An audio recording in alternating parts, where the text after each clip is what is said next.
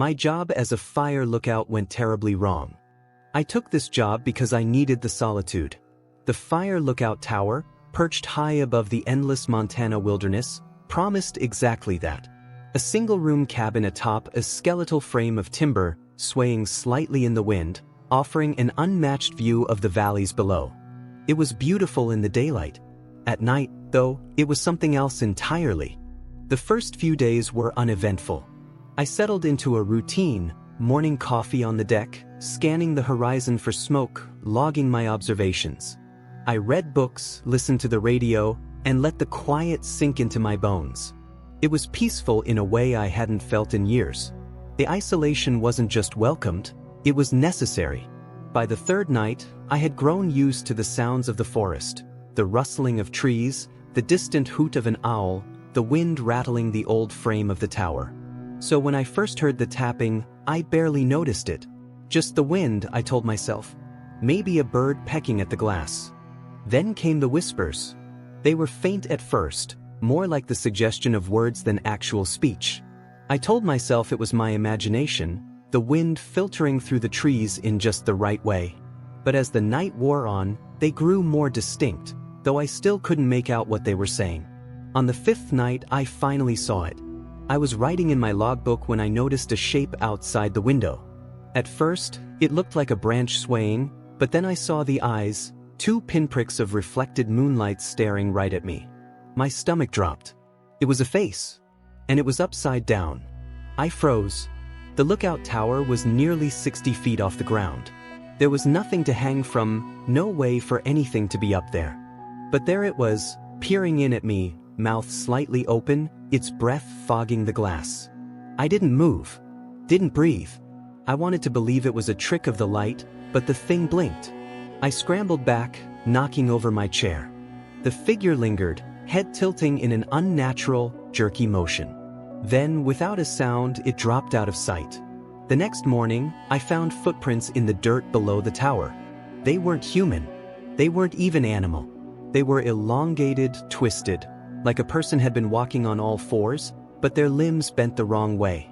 I called it in, but what was I supposed to say? That I saw something impossible? The dispatcher humored me, told me to log it, and suggested I might be tired. That night, I locked the door. I kept the lantern burning, even though it made shadows dance in the corners. Hours passed, and nothing happened. Just the wind, the creak of the old wood, my own heartbeat in my ears. I almost convinced myself I had imagined the whole thing. Then, just past midnight, the whispers started again. Closer this time. I clenched my teeth, refusing to acknowledge them. But then came the tapping. Not on the window this time. On the trapdoor beneath my feet. The only way up the tower was the staircase. The trapdoor was the last barrier between me and whatever was outside. The tapping turned to scratching. A slow, deliberate scraping of nails against wood. Then the voice came. Not a whisper anymore. A ragged, breathy mimicry of my own voice. Let me in. I squeezed my eyes shut, pressing my back against the far wall. The scratching stopped. Silence pressed against me like a physical weight. A single, soft tap against the window behind me. I didn't turn around. I don't know how long I stood there, frozen. When I finally did turn, morning light was creeping over the horizon. The window was empty. The forest was still. But I wasn't alone. Because outside, on the ground far below, I saw them. Dozens of figures, standing among the trees. Staring up at me. And every single one of them was upside down. Then they moved. Not like people walking, like puppets yanked by invisible strings.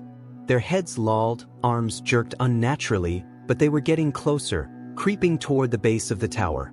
Then came the sound, deep, resonant, like wood groaning under immense pressure. The tower shuddered. Something was pushing against it. I could feel it swaying as the wood seemed to crack violently at every joint. It doesn't make sense why I did it, but I left.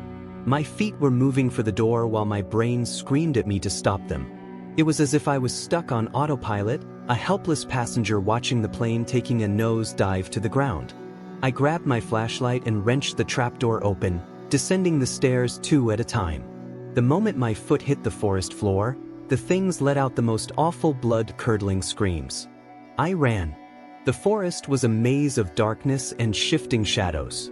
I could hear them moving, branches snapping, leaves rustling, their ragged breathing impossibly close. I didn't look back. I couldn't. Every instinct screamed at me to just run. Then I saw the road. A single, narrow path cutting through the trees. I sprinted toward it, lungs burning, legs screaming in protest. The figures were right behind me, their movements erratic, inhuman. Then, headlights. A truck. A lone driver on an empty road. I ran straight into its path, waving my arms frantically. The vehicle screeched to a halt, and the driver, an old man with wide, startled eyes, popped open the door. I didn't hesitate. I dove inside, gasping, screaming at him to drive. He didn't ask questions. He just hit the gas, tires kicking up gravel as we sped down the road. I risked one final glance out the back window. The figures had stopped at the edge of the road, standing motionless, watching us go. I made it home. I locked my doors. I haven't gone back to the forest.